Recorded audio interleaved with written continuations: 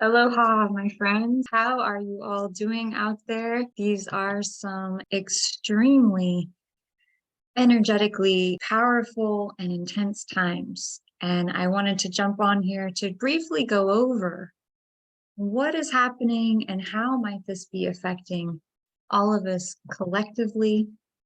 What are the energetics of eclipses? Okay. So we just had a solar eclipse on the new moon. It was in the astrological sign of Virgo, and Virgo is the largest constellation in the sky. It takes the sun 47 days to move through the constellation of Virgo. And so, what is Virgo? Often people describe Virgo as the Earth Mother because she's such a big constellation, and it relates to all things with the earth. Plants and flowers and healing, right? The plants that come from the earth that we can use for healing our bodies. It relates to health. It relates to doctors and nurses, right? The energy of healing and the energy of healing the body, because Virgo is a earth constellation, earth sign. And so we have so many planets in Virgo right now. We have the sun, we have Mercury, which is how we communicate in Virgo. Virgo also rules the stomach, and it relates to the nervous system. And so with so many planets in Virgo, our digestion could be being affected, as well as our nervous system, because it's ruled by the planet Mercury. There's a very kind of a fast-moving vibration with Virgo. They're highly tuned, highly sensitive, activated, aware, sensitive energy. Okay. And so what's going on with this last eclipse, and what is going on with this upcoming one, and what is the difference, and what are eclipses anyway? So in a nutshell, there are actually 4 eclipses per year, every year. And so the first 2 are always in April or May, and it depends, each year is different. And the solar eclipse starts on a new moon, and the lunar eclipse is the full moon. And so that's why there's 2 on each end, okay? So the solar eclipse always relates to a new moon, and the lunar eclipse always relates to a full moon. And so we just had our solar eclipse here at the new moon, which was super activating.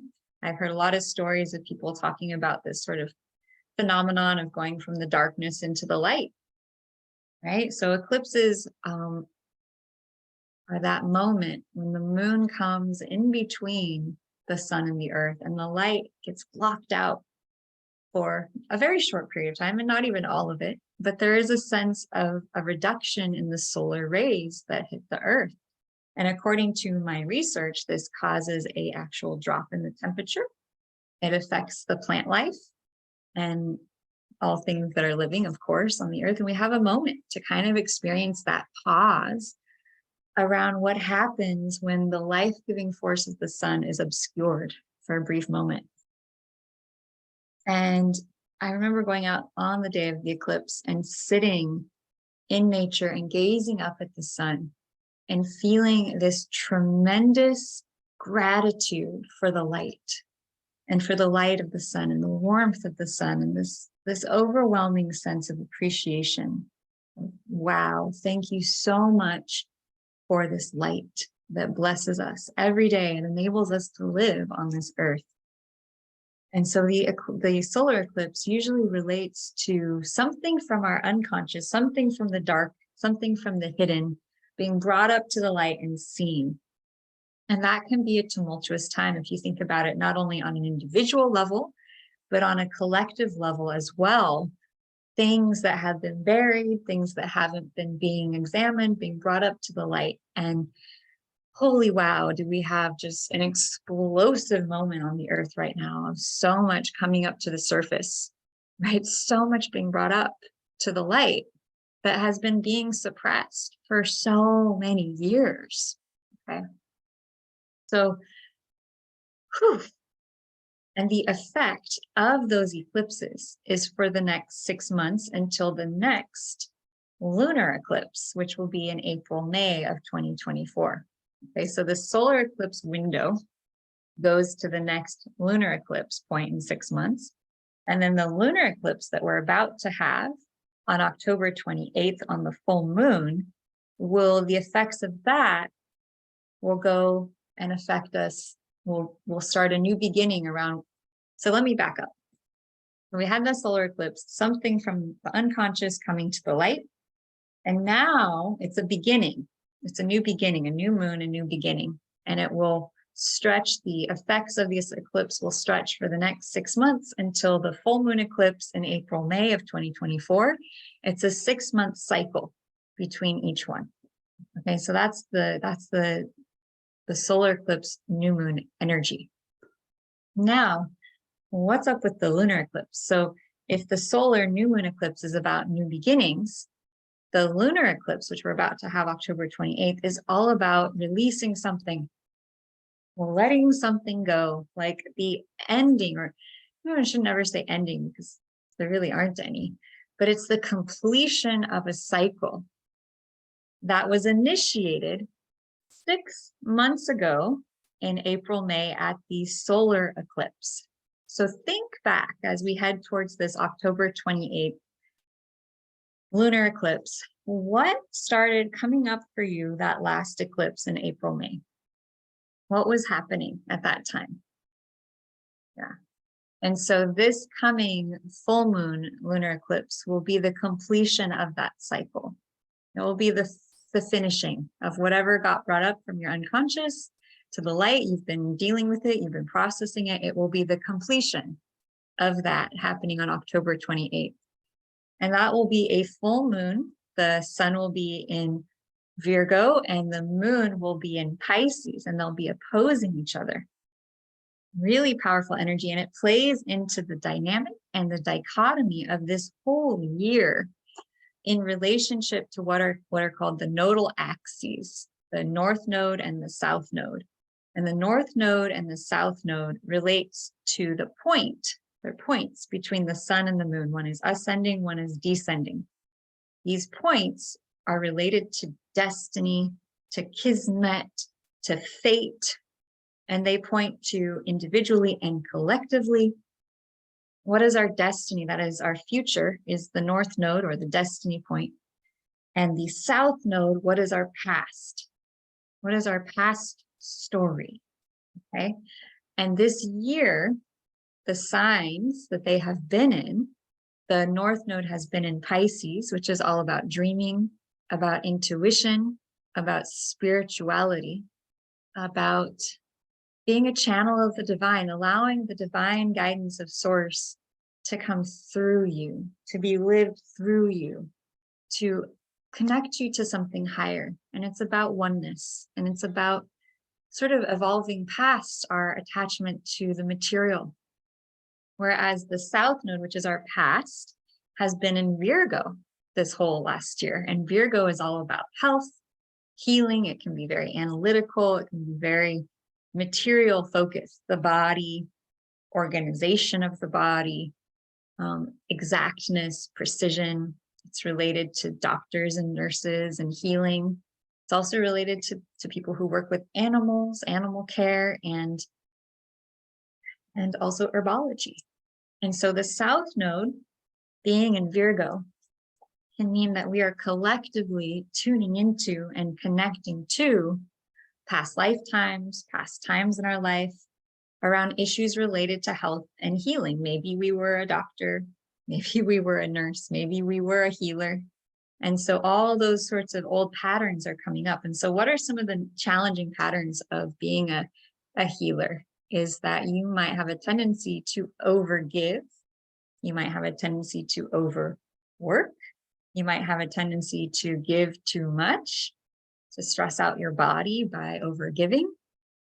And on the positive side, it can be that you can really assist other people with their bodies. You're really good at finding good alignment, finding good integration, assisting people to get grounded, to get focused on the details and what needs to get done. Virgo is incredibly helpful in the physical world.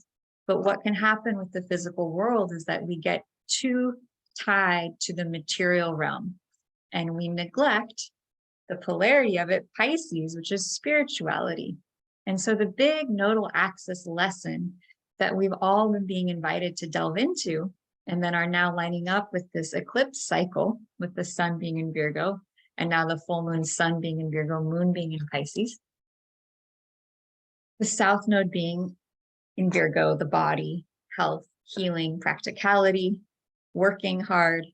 And the north node, what we're growing into, what we're expanding and growing into, being in Pisces, which is all about oneness and spirituality, is a focus now that we're growing into on our spiritual being, of kind of letting go of this more physical attachment to the denser materials and more focus on the spiritual, on oneness, on taking retreats, right? So if Virgo is work, Pisces would be to go on a retreat or go on a spiritual vacation. And so our spiritual nature with that north node in Pisces, the destiny point for the collective being in Pisces, is inviting us to connect to our spiritual center. Okay, it's to slow down. It's to break out the watercolors and the guitar and to play some music and to sing some songs and to get in touch with beauty and art and to go sing with the ocean and go sing with the dolphins and the whales and go sing with the energy of creation. And with so much happening on the earth today, and with this dichotomy of learning how to connect more to the spiritual, I am going to gift you all with a transmission from my heart to you all for helping to assist in healing the energies today on the earth through the voice.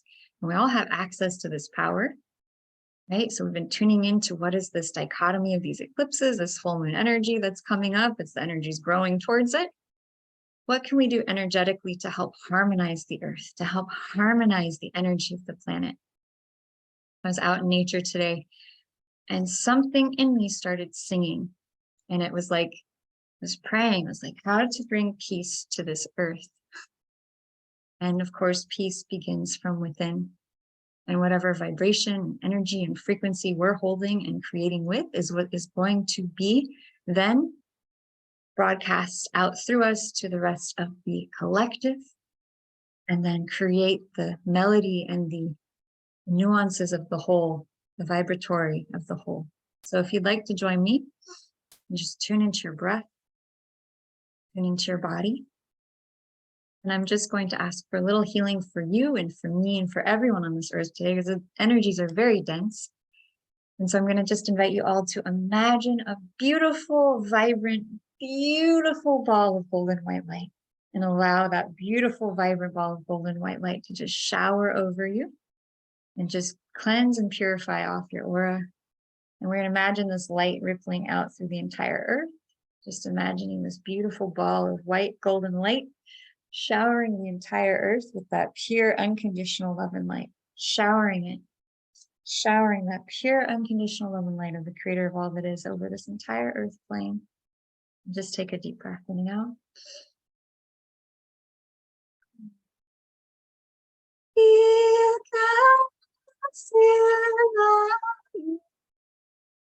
Let everyone on this earth feel the light.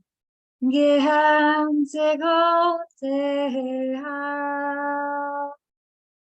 all beings on this earth receive the divine blessings of pure unconditional love.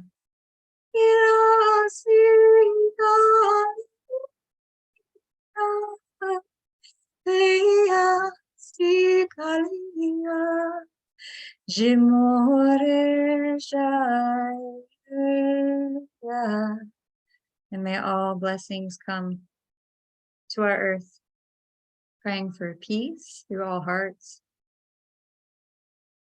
peace through all minds, and remembering that we are the lighthouse and allowing our light to shine through all directions, time and space. May peace come to our hearts. May peace come to all hearts. May peace come to our earth, live us, through us, acting by us, And may all beings on this earth be happy, healthy, and free. If you have more questions about astrology, about 13 sign astrology, or if you would like to join me, I will be launching a monthly membership Q&A, where if you have questions about your astrological chart, you have questions about how to read a chart, you would like to know what is happening in the planetary dance, we will be sharing that information, and I'm super excited to get this started, as well as doing energy clearing for the group. So if you would like to join me and become a member in my True to the Stars 13 sign astrology monthly membership Q&A and healing group, please reach out and message me. I'm happy to have you on board. I send you all so much love and so many blessings. You all are truly so powerful.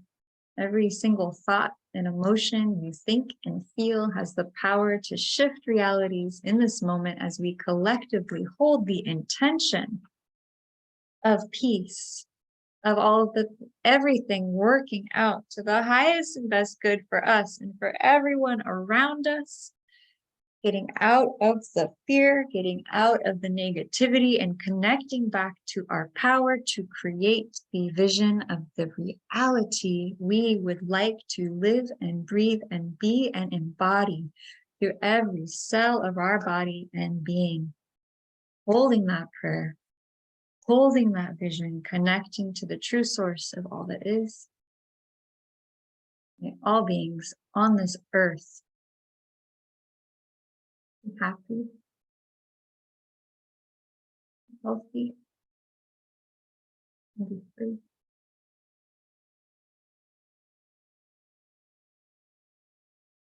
And so much love.